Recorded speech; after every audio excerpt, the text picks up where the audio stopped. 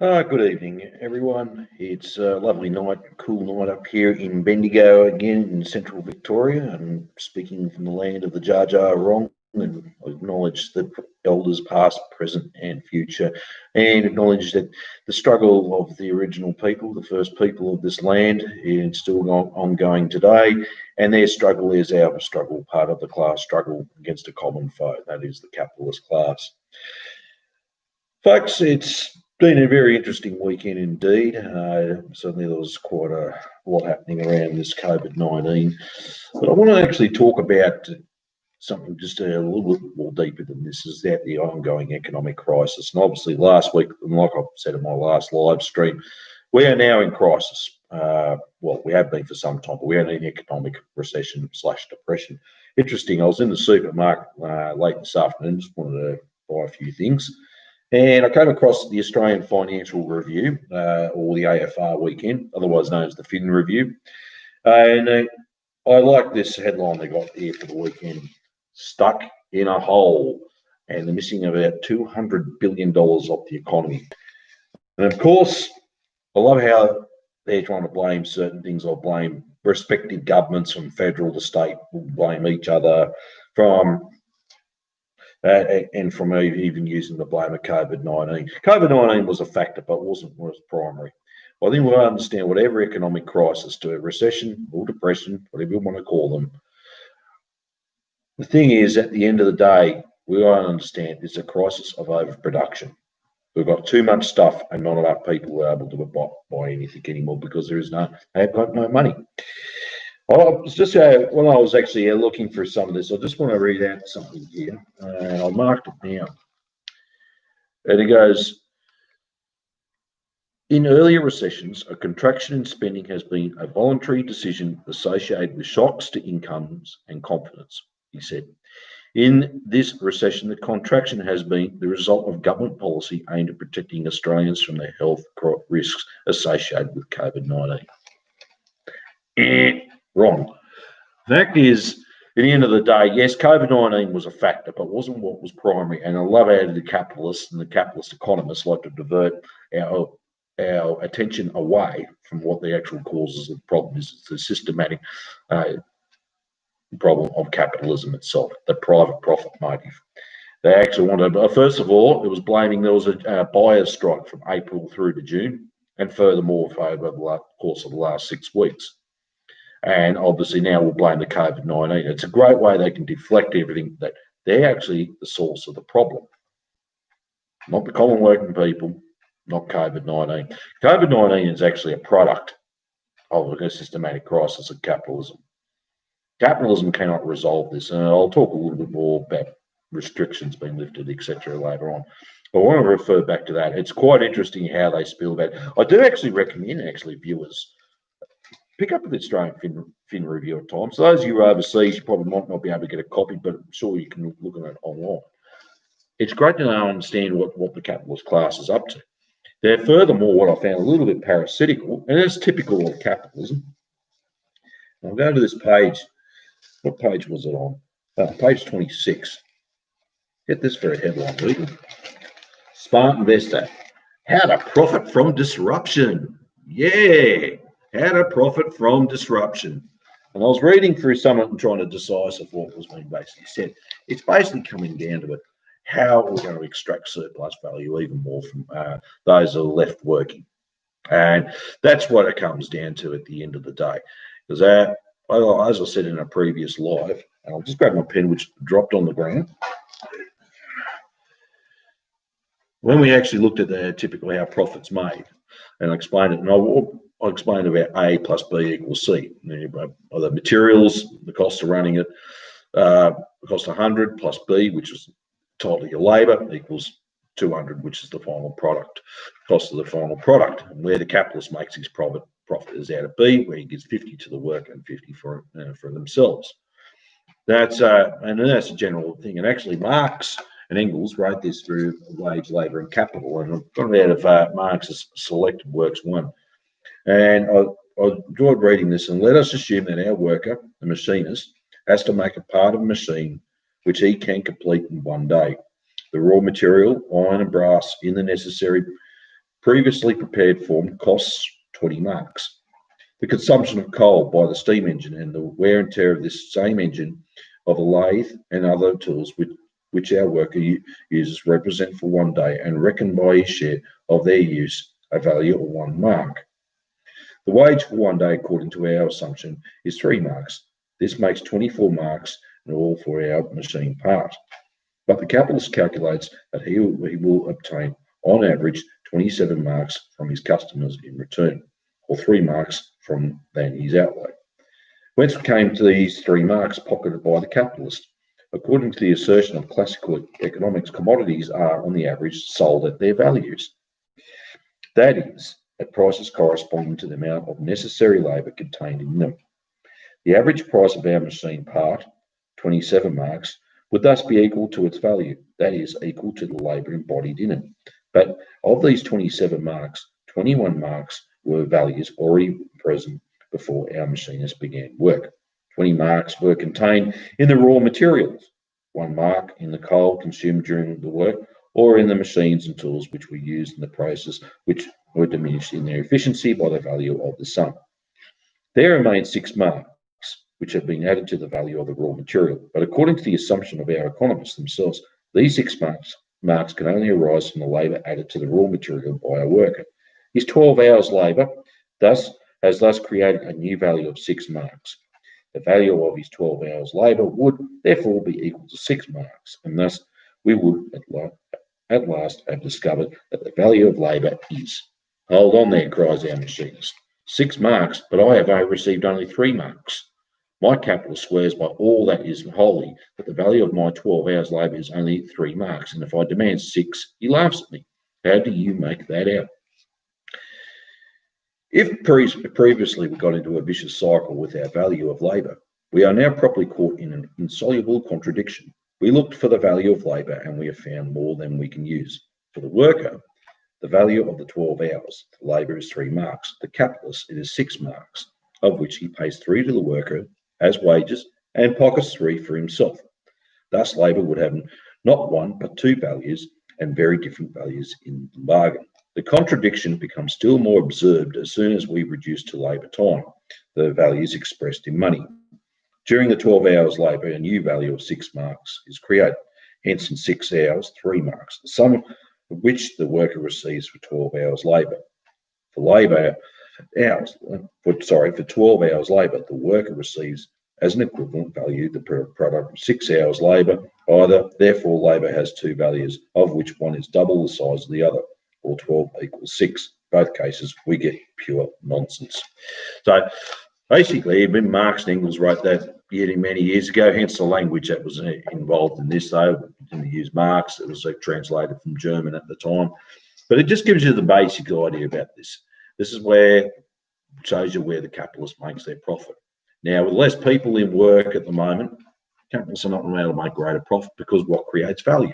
Well, there's 2 things. Besides the raw commodity, nature creates value, so does labour. Labour adds to it. And so obviously what's happened, well, you've got a majority of people out of work and very few that are working in less and less, the less that's able to buy. And this is a typical capitalist response, is to blame the worker and put the cost back on them again, like I explained yesterday. And I talked about that for using their superannuation.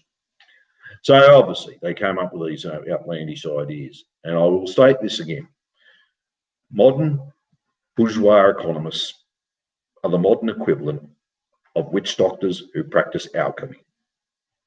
Modern bourgeois economists are the modern version of witch doctors who practice alchemy. And it's exactly right. You look at some of their work and decipher through some of the stuff in the newspapers, etc. You get to the gist of the problem. There's where it is. It's systematic that we can no longer afford what's produced. So their solutions is, well, let's see what else we can make fortune out of as well by exploiting us even more, throwing the cost on us more. That's all they're talking about. I will actually, interesting in this economic crisis around the world, it certainly has exposed the system a lot more. I think our awareness of things is slowly starting to raise higher and higher every day. I think people are coming up coming up. Well, they've always been up against the capitalist system, but they're actually now further coming into sharper contradictions with it and sharper antagonisms. Their consciousness is starting to change with that as well. In Australia, here things are catching up slowly but surely. It is catching up. It's not certainly it's not where I'd like it to be. And like I said to you yesterday, material conditions are going to determine people's ideas. And as these things do change, so people start questioning the system we live under as well, aka capitalism / imperialism. And what's also interesting is just you turn on the evening news, or you look at the newspaper, or even go onto social media, anywhere you go, it's capitalism was one thing has not got a solution at all. It cannot resolve its own crisis. It can't go anywhere. It's now at its highest level anyway. Imperialism, in fact, it's in decay. It's what you're seeing now, where profits are being made now through accumulation, through destruction. We're seeing the destruction in our environment. Now they're actually using the COVID-19 to see what other profit they can extract instead of actually looking after our health. They no, let's make profit out of it some way or the other instead. And that should be the argument about. Pardon me, excuse me, let's get water. When we had these protests all around Australia yesterday, no doubt they were inspired from all around the world about being anti-lockdown, anti-mask, and whatever. And there was a lot of those conspiracy theorists in there, and there was a mixed mash of everybody. Okay, it was actually what's not even being told to them. They're actually being diverted, and this is what I was just saying. Capitalism hasn't got an actual solution how to get us out of this crisis at all. Out of COVID-19, etc. And this is where we need to do a lot of hard work as well. We've got to get back out of the movement. Get out of the movement and into the masses. And I'm going to cough again. That's not COVID-19. Oh, don't know where that come from. And it just clearly shows, they don't know. There was an interesting article. And it was written, I shared it up on my Facebook page yesterday. A good close friend of mine and comrade of mine, Helen Woolley, shared it as well. From Solidarity. Yes, they are a Trotskyite organisation, but I'll give credit where it's due. They did a right thing. And it was a really particularly good article about that and about the current economic situation in relation to COVID-19. And it just clearly explained. Doesn't matter what capitalist government, and doesn't matter what political major parties in power, haven't got the actual solution to get ourselves out through this crisis. What's interesting, you're seeing now here in Australia, is a big push by big business. And I don't know if any of you watch the ABC News. I'm back to watching it. I need to keep updated at times to see what they're coming from. But what you saw is like Business Council of Australia, you had the Chamber of Commerce and Industry, all the employer groups, the ones that represent the big multinational companies through to the small-time capitalist class. What they're trying to do is this push to ease restrictions, to get business going again, etc., etc. One thing actually out of that, now they're the main mouthpiece for capitalism, the parties represent and manage it on their system. Now, as I said, they don't have a solution to this crisis at all. What their solution was, get everyone back to work. And they don't care if the virus spreads again. We'll just have to manage it. And I love that key word. They're looking at other places happening around the world. How are we going to live with COVID-19? How are we going to manage it? What a typical capitalist response. What I'm going to say is, it's a bourgeois response to a bourgeois situation. It's just typical of them. How are we going to manage the situation? Not how we're going to find an actual cure for these things. How we're going to look after people's health and our well-being and our future and etc. How are we going to correctly move forward? Because they can't do it. They have to seek further and further profit. And if that means we'll just have to manage it. If we get an outbreak, we'll deal with it as so long, or move those infected people away from the general population, which I'd find that very concerning, to be honest with you, as well. If they start doing that. And this is where this is where the argument should be. No matter if this was a conspiracy or whatever, or got a right not to wear a mask in public, etc., etc. The fact is, at the end of the day, what we ought to be looking at as a genuine solution. out of this problem, and also too put into question the whole capitalist health system. Why is our health system geared to make profit when it should be under the benefit of people? And I'll give you one good classic example: the United States of America, their health system. It's completely private. If you haven't got money and you put in insurance, you're pretty much gone. And so, if you are poor or working poor, etc., over there, you might have 2 or 3 jobs to try and make ends meet and live in the back of your car, etc. And you don't have any health insurance. By God, you're in a lot of trouble if you do get something, and especially if it's COVID-19. And so this is where it just continually shows a user pay, laissez-faire capitalist system does not hold the people's well-being at heart at all. What they hold the well-being is profit. And that little part on what Marx and Engels wrote, that many back in the 1800s wrote, it still rings true to this day. If we're not able to afford anything, the crisis worsens. We get worse as well for ourselves. But we actually can come up with a solution, I think. Now, if this was a socialist government, a proper socialist, socialist government, I'll use Caleb Moore. What was if we had a government of action that fought for working families? What would happen if we had a government of action that fought for working families? It'd be a different scenario altogether. Yes, there might have been some sort of curfews, or not curfew, or some forms of restricted movement to the time being. I don't know how it would, but it would have been mobilisation. Okay, instead of having people out of work, maybe we put them to useful things. We would have mobilised to manufacture things that we actually immediately need, especially around for health. We would have actually seized the pharmaceutical companies. I don't think there would be any, and I think they should be nationalised. Honest with you, because you're dealing with the health system, it should be nationalised across the board. There's no mucking around with that. And that includes aged care. Aged care should have been nationalised, right? No more private profit out of it. Our elderly deserve to be looked after in a good quality life as well. And these private companies that run these firms, and some of them are actually multinationals, don't think their well-being of the elderly comes first. Let's be realistic about it. They do not think their well-being. They're just there to make profit. Right, and that's why this is a big problem. The one thing that's been good about this is ripped the whole system open and just clearly shows just how much of a big fraud there has been to all of us all the time. So I would have been it, and also too, we had a government of action that fought for working families. Would have got rid of health insurance. We would have had free health, no worries. You get proper health checks, nothing paid for. It's all subsidised medication. And if you are COVID-19, we'd have proper processes in place so you can actually make it easier to cover as well. I like what the Cuba's done, China's done, and those socialist countries in one form or the other, in different forms. They put the people's genuine needs first on that, and especially public health. China, they had to do a little bit more drastic measures to start, because mind you, take into account they're the world's most populous nation, 1.4 billion people. And growing as well, so they couldn't afford to have that thing spread even more. They would have been chaotic, but they did the right thing. They got in there and they built mobile hospitals. They got immobilised. Cuba, same thing, and Cuba's doing some remarkable research into all this as well. They're putting that in. I'd love to go to Cuba and one day, and I'd like to see how their health system works.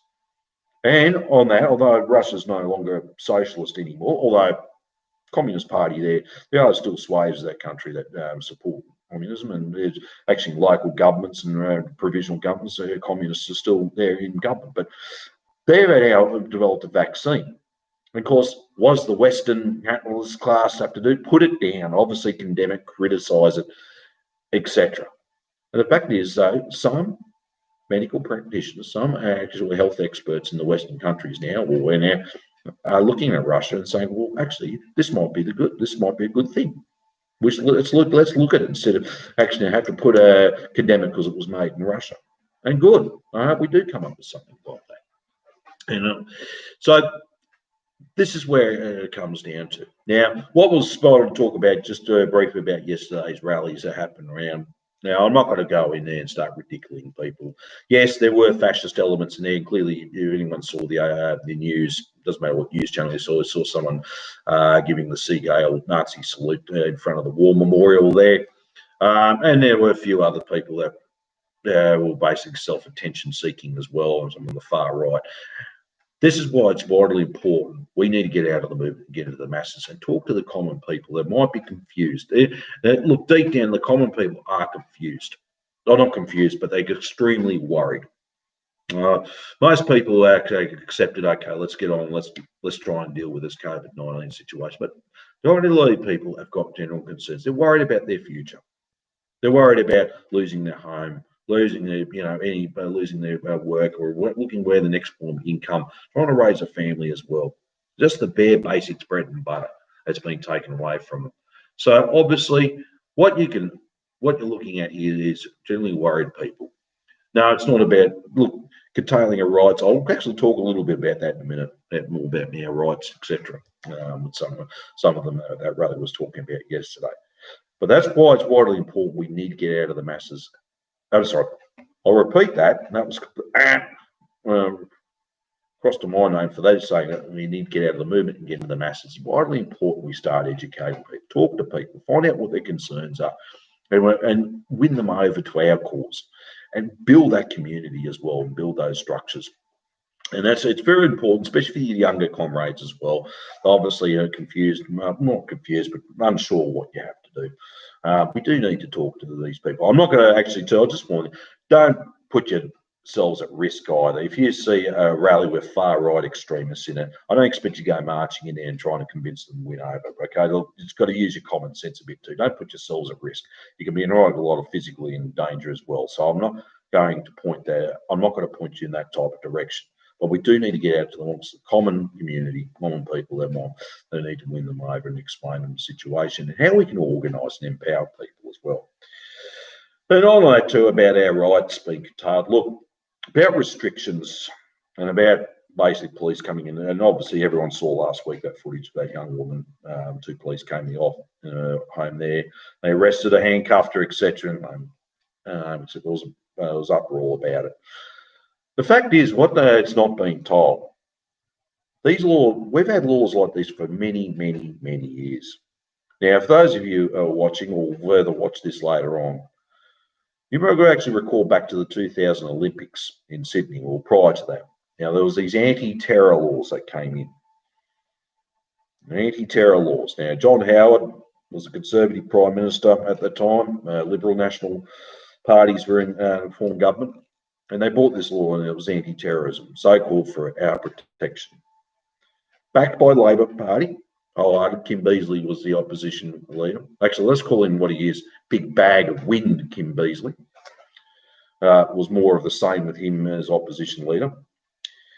The fact is, they totally supported these anti-terror laws, and it wasn't about getting terrorists. Really, in the long term, if you look how broad it was about anyone that can claim as a terrorist at any given time. And during economic uncertainty, economic crisis, anyone can be called that. So if you have opposition to government policy, etc., or big business, etc., and basically, yes, we want to change the system from capitalism to socialism, you're a terrorist. Write that down, and what happens, basically, you can get locked away. What happened, ASIO will obviously collect all the information on you. You'll be arrested by the federal police because they're the ones who'll do it. You'll be locked away, taken away without any legal representation. You wouldn't have access to a lawyer. You won't have access to any other outside communication.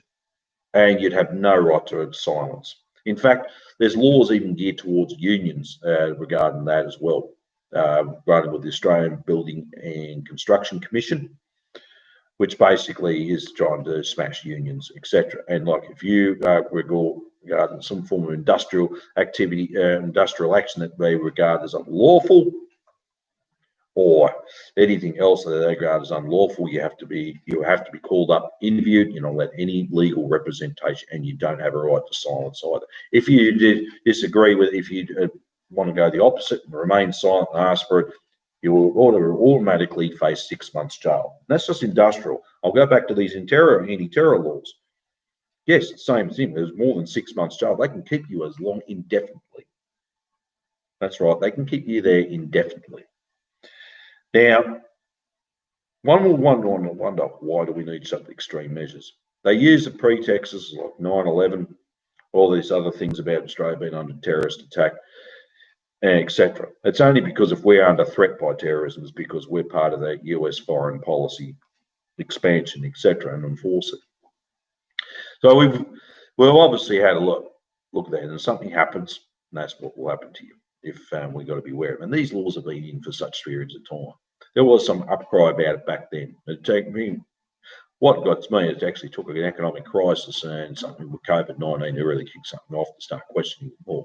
But there's more laws in there too now than ever that can actually deem an organisation illegal, anyone illegal, terrorist, etc. As I said, you could just speak out about something against the Prime Minister, maybe in an aggressive way, but you can label the terrorist. And you can be actually locked away indefinitely as well, without even fear of going to trial.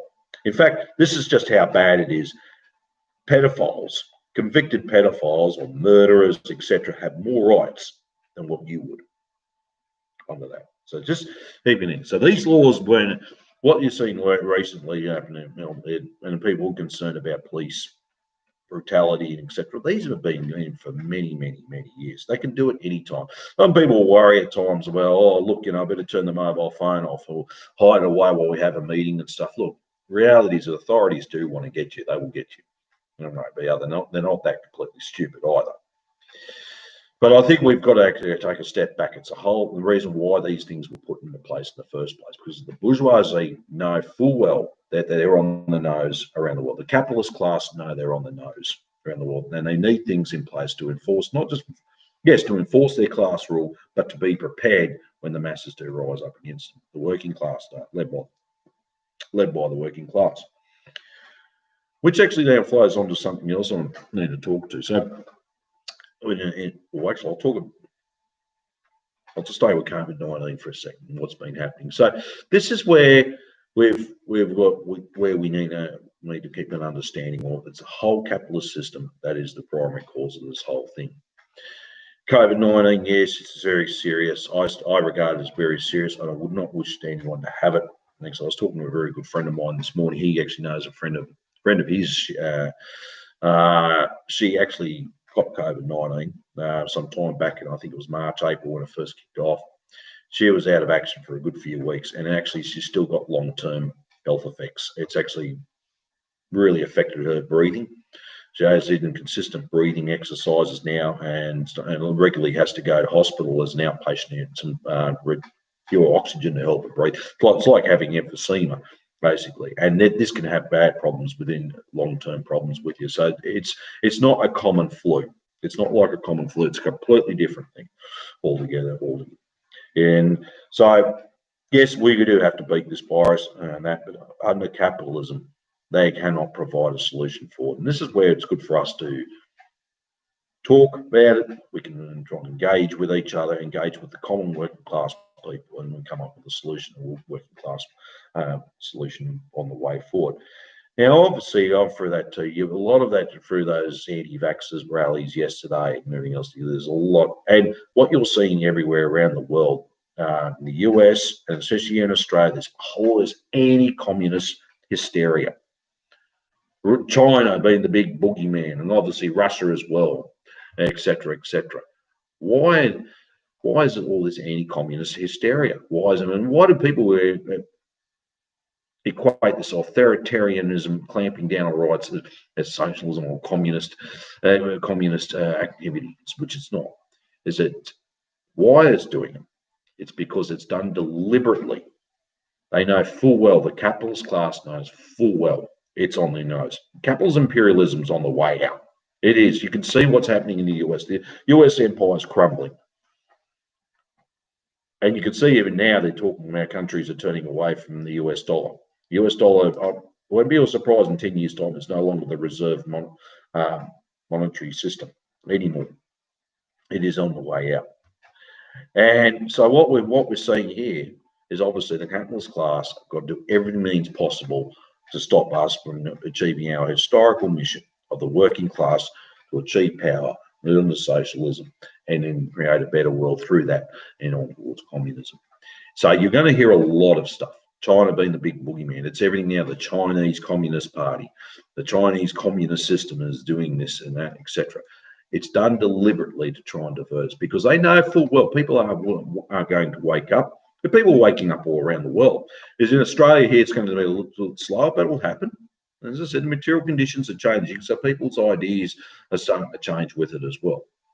And they're going to understand, they're going to look to an alternative models, and obviously looking for the way forward is to socialism. And so this is why they're doing this, all this hysteria about it. It's because the capitalist class around the world know they are in one hell of a deep shit situation. They know because they are on the way out. And that's why, and they're so afraid. They know full well that they're going to be knocked out eventually. And so this is always keeping that in the back of your mind. And that's why, once again, it's vitally important. Let's get out of the movement. Let's get into the masses. Let's stop trying to be the king of the protest cage or be the spiritual guru of one organisation. Let's get away from that. Let's get out there and start building our infrastructure up as well, like what I'm trying to do here as well. And this is one classic example of building our infrastructure. We've got local government elections happening in Victoria in October, and it's through the Victorian Trades Hall Council and workers. We are union, as well. It's been systematic to actually get trade unions to run in systematic campaign to have trade unions running in local elections. Now there's about 20 so far, 20 activists and delegates who've put their hands up to run in the various local government elections, and that's vitally important. I'm coughing again. Excuse me.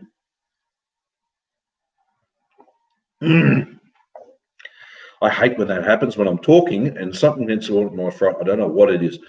Excuse me again.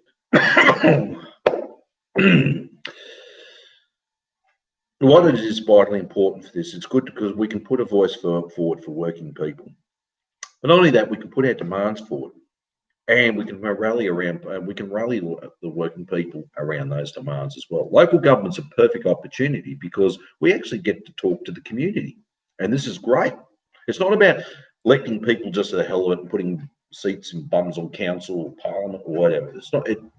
Nothing to do with that at all. It's actually about genuine people putting forward plan, and it's a great way to organise as well, and also to expose the system as well. But it's a great way we can rally the population, we can rally working people around the place, and also put the demands forward. This is a great opportunity, and hopefully it'll kick off and go through Australia. Led to believe Hunter Workers or Newcastle, the old Newcastle Trades Hall Council, and the South Coast Labor Council in New South Wales, they're looking to do something very similar as well. So I'm led to believe, could be wrong, but so it's getting spread. It's vitally important. So that's important why we do actually, it's important vital for socialists, communists, and general good working class people, trade unions, etc., to run in these things. I know, like I said yesterday, it's a big mistake to go and say, let's boycott it. Oh, well, it's a bourgeois parliament. We're not in a position to take power. The working class is not in a position to take power. It might be a different discussion if it was. We're in a revolutionary situation. The working class is on the eve of seizing power, etc. Then we probably won't be talking about boycotting bourgeois elections. But you don't understand too, back in Lenin's time, the early 1900s, the Bolsheviks participated in elections. At one stage, actually, they were the majority as well. So they never fade away from it. But there was a time to be involved, and then there'd be a time not to be involved. And we'll have to obviously have those ongoing discussions as well. But vitally important, very good friend of mine, Helen Woolley, she's running for the Shire of Hobson Bay. Another very good friend of mine I was helping out yesterday after I did my last live, Luke Martin, who's the Secretary of the Bendigo Trades Hall Council. Good friend, great comrade, helping him out yesterday doing leafleting. He's running for the Water Whipstick for Bendigo Council, and also a shop steward of ours, Wayne Sproul, lives in Maryborough, and if he watches this, a big shout out to him as well. He's running in the local government election as well. I'm going to see about helping him out, just doing simple things like letterboxing, etc., which we can do at the moment in regional Victoria. So, yeah, that just gives you 3 examples of what's happening, and so it's vitally important that we take those things seriously, get involved, etc. So look, these are just some of the things we can do around practical things. I know COVID, COVID-19 restrictions, there has been put a break on a few things we can do, but it doesn't stop us from having Zoom-in meetings, start working out strategies moving forward. Eventually restrictions will be lifted. I no doubt Melbourne is going to continue on with stage 4 until about mid-October. I think the end of this month or early October. Restrictions will be slowly lifted here in regional. It's a little bit different as long as the cases kept low. So, Christmas. But look, why don't we start looking forwards now? Let's start working out a strategy moving forward here in Australia, and not just about having and forming chat shows for the hell of it and feel good situations. We need to know what practical things we can do as well. And that just gives you a couple of primary things. And I'll still also, one practical thing you can do as well is join a union. If you're not in a union, join one. If you're unemployed, join the Australian Unemployed Workers Union and just jump online, or if you're underemployed, etc. But even if you're casual, join your respective union that's got that classification. It's got the coverage of the classification. Vitally important. We do need to build up strong unions. They've got to be part of the struggle as well. And unions are a great opportunity to show you how to struggle and how to develop higher levels of struggle. They're schools of struggle. That's what they are. Schools of socialism. And also how we can win the workers over to a socialist cause. It's a great opportunity. Caleb Maupin does some brilliant stuff in the US. Hopefully, I was planning to actually go over to the Centre of Political Innovation this year. Unfortunately, COVID-19 threw a whole grenade into everything there, and been frustrating because I would have loved to go and meet him as well and meet many other foreign comrades in the US. Someone asked me why I'm communicating with people in the US, because we're all in the same boat together in one way or the other. And there's some great comrades doing some excellent stuff over there. Caleb is, and certainly this is what's building on what he's doing, talking about as well. Another good comrade I regard now as a good friend is Dus James. He does some excellent live streams as well. He's a truck driver. We're both blue collar working class. We get along like a house on fire. And yeah, great comrade. He's certainly been through many struggles in his life as well. And yeah, he's got a young family as well. So he's certainly got a big road up ahead of him as well. And there's also Matt Cedillo as well, who's a poet. And he's very active in the Chicano community there in the US. He's been doing some fantastic work, and he does live streams with another Chicano, forget his name, but they actually call themselves the Poet and the Professor, and they've been studying Marx's Capital and doing some excellent work there as well. So I highly recommend actually going on to them. If you don't want to do YouTube live streams, that's no problem. I would actually also strongly advise, put pen to paper, start writing some things down, start writing articles even. It may help you develop your writing skills. Vitally important, and if you're on social media on Facebook, there's a good media page called The Pen, and a couple of friends of mine actually do write articles for it. The Pen is really good.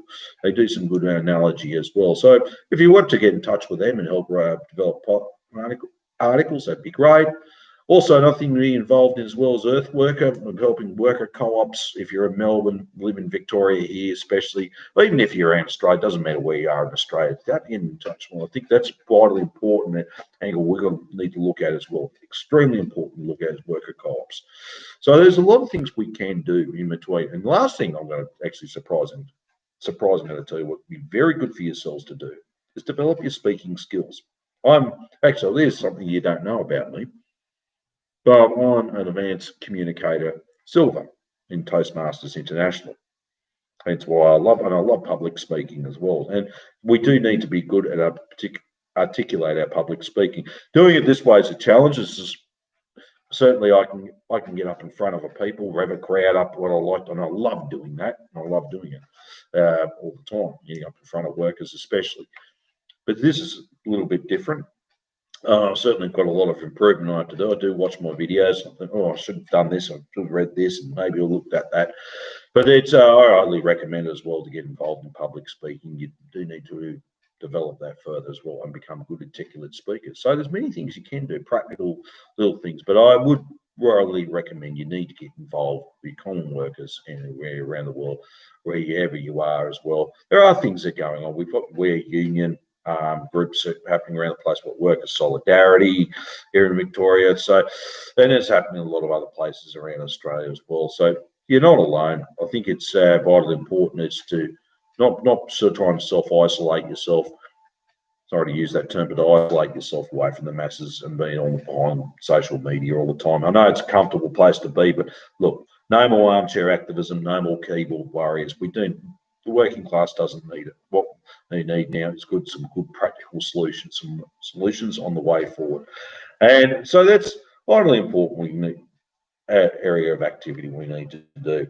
So these are just sort of some things we will need to cover as well. So just to summarise what I've spoke so far, for what you're seeing happening around you is a systematic crisis of capitalism, a crisis of overproduction. What you're also seeing too is that the capitalists cannot have not a way out of this crisis at all. And COVID-19, it's intensified things a lot more, but they don't have any solution out of this. Let's face this. The only way forward if we had a government of action that fights for working families. And also this whole anti-communist, anti-socialist hysteria that's happening around the place. Well, just always keeping your back in your mind, the capitalist class are on the way out, and they're doing everything in their power to try and stay relevant and stay in existence. And they're going to become more reactionary as well. But comrades, we have a lot of work to do ahead of us as well. It's not going to be just happen within a week or two. It's not going to happen within a year, but a lot can happen as well at the same time. And I also strongly advise to keep your study up as well. Quite important. And once again, History of the Three Internationals by William Z. Foster. I highly recommend that book. And City Builders and Vandals in Our Age by Caleb Morford. Excellent book. And then also the classics as well. Like I've just read a little bit out of Karl Marx and Friedrich Engels tonight. There certainly is there's a lot to go over. I wanted to share that tonight though, and see what practical other activities we like to discuss in the future. I'm going to try and do a few more of these during the week if I can. Obviously, I'll do my Saturday morning ones for about an hour, but obviously during the week, maybe do it for about 20 minutes, half an hour. Also, I'm usually pretty tired at night. Like I'll be finishing this very shortly because I want to have an early night. But the thing is vitally important. We keep this up. We keep it going. I'm going to ask is, can you share this far and wide? Invite people to come along as well. We can also help to start developing a community of good-minded people we can move forward with. But comrades, I think overall, most important thing, you're not alone. All right, don't try and work in alone either. If you've got any questions, feel free to ask at times, or anything you might want to suggest as well.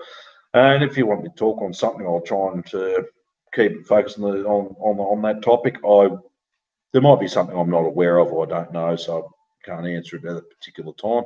But that's okay as well. So moving forward, we've got a lot of work to do. I hope we covered some things tonight as well. And one thing as well, I know I'll give you something challenging to do. If you do pick up a bourgeois paper like the Australian Financial Review, etc., or even use the American one, The Economist, have a read of. Just read through the right lines and see what's going on behind there. You can certainly see what you get up to date information, what they're trying to do behind the scenes. And I actually have to say something. It's not a conspiracy. That's what capitalists do. They're trying to seek further and further profit. Like they said here, how to profit from disruption. So that's how we one way you can actually help to develop yourself further. But look, folks, I'm going to call it a night. I do have another early start tomorrow. Wish you all the best. Share this far and wide and invite more people to come along. It was a quick notice. I was sitting live tonight, but I thought, look, I wanted to talk about that and just add on a little bit further what I had to say today. Oh, sorry, from yesterday. All right, well, take care. All the best. Dare to struggle. Dare to win. If you don't fight, you lose. All right, folks.